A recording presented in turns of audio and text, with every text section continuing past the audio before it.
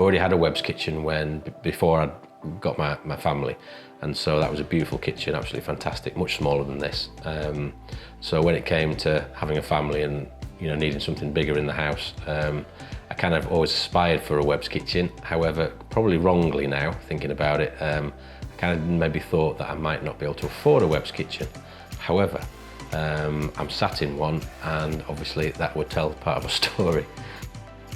So when we were looking for the kitchen, obviously we shopped around, had a look at all sorts of other local suppliers. Now, what I do for a living is I design things and sometimes help people with interiors for businesses and restaurants and such like. So I kind of have thought I had quite a strong feeling for what I wanted. However, the rough plans I'd drawn up, I passed to all the kitchen people that had come to try and tender for the work, and they came back pretty much with what I designed, just maybe with a little bit different, nothing too dramatic. But the prices were really quite high. I think much more than what my budget was. And I let Ben at Webb's have a look, just I think probably from a creative point of view more than anything. And what he came back was yes, what I'd asked for, but equally came back with something I would never imagined. Really changed the dynamic of the space, and something that was probably a lot more appealing to the eye and more dramatic, I suppose.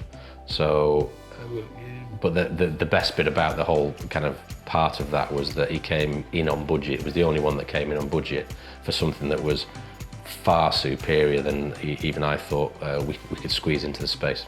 So yeah, really happy.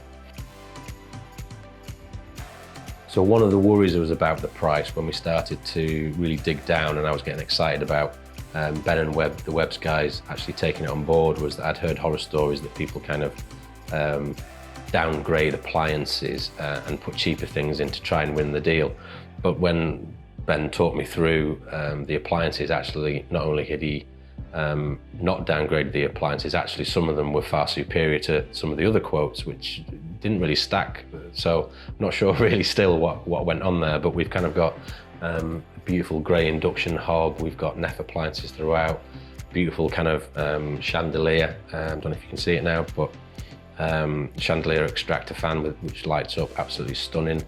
And yeah, just everything we kind of wanted. We didn't go crazy, but we definitely didn't, he definitely didn't skimp on the specification, that's for sure. When Ben asked me to kind of sit in front of a camera and talk about how good Webb's was, this kitchen has been in a while. It's been in nearly 3 years now, so obviously the other videos I've seen are all relatively new kitchens, so it's all quite exciting and all bright and shiny.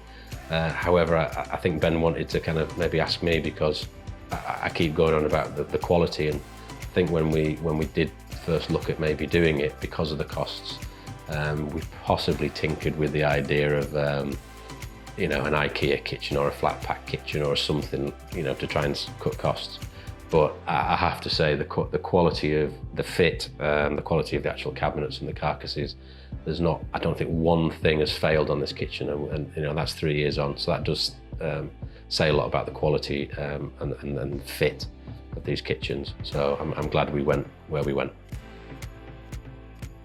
So I think as soon as the house was finished and the kitchen was part of quite a substantial remodel of the ground floor of the house, and so Ben and his team fitted in around our building contractors and the project manager. And in fairness to Ben and the installation team, we postponed and moved things around, and realistically they could probably have pushed back and dropped us off a kitchen and tried to fit it in a building site based on contracts, but they didn't. They just kind of worked with us time and time again, and really we were probably quite a problematic client, but we didn't feel like it at any point. What we've ended up with is just a great space, a really good room where me and the kids and family and friends can kind of just chill out. It's probably the most used room in the house now. So when we're cooking, we can have the TV on, we can do homework. This island just has all sorts kind of going on, be that painting, drawing, quite a creative bunch, I guess. Making stuff, iPads, what have it. I mean, now and again we do a bit of cooking as well. Ben will be glad to know. But yeah, it's just a really lovely space. And at night, all the lights kind of change and it just creates just a real warmth. Love it, absolutely love it. Part of what we do in my business is help people design interiors and brands and things like that. So we're very aware that lighting can be really important in the kind of the mood and the atmosphere and creating just different zones, as it were. So with Ben's help, we really try to focus on places where we could kind of hide light. So it wasn't obvious, there wasn't things hanging under the cupboards or on the top of anything. So we've used LED strips and things like that, but some of them are colour changing or temperature changing. And so throughout the night and the day, and depending on what kind of mood we need the house to have, the house can kind of have a little personality of its own, or this room can have a personality of its own, just purely by light itself, which is just wonderful, especially when you want to get cosy in winter or you kind of want to have a bit more of a party feel maybe in the summer. Based on what, again, I talk about what I do for a living quite a bit, but it is that attention to detail that I think I'm a stickler for. And obviously most people that do work for us or for me find that quite hard, I guess. And so there is parts of the design process where Ben was just fantastic and really kind of, which is hard to take control of me, but did take control and kind of thought, you know, I was coming up with ideas and suggestions and Ben understood that, which was wonderful, and then kind of made those even better.